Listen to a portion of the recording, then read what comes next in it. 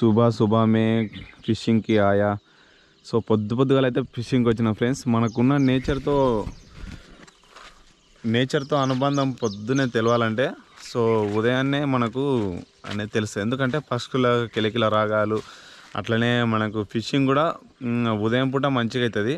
So ఉదయం పూట evening పూట మంచిగా అవుతుంది, ఎందుకంటే చల్లగా ఉంటుంది.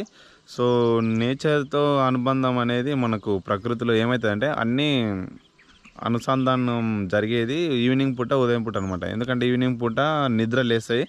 సో ఈవినింగ్ పూట గూళ్ళకు పోతాయి కాబట్టి అన్నీ ఏ జీవరాశి అయినా సరే సో ఉదయం సాయంత్రం మెయిన్ ఇంపార్టెంట్ అన్నమాట. సేమ్ మనుషులకు కూడా అంతే.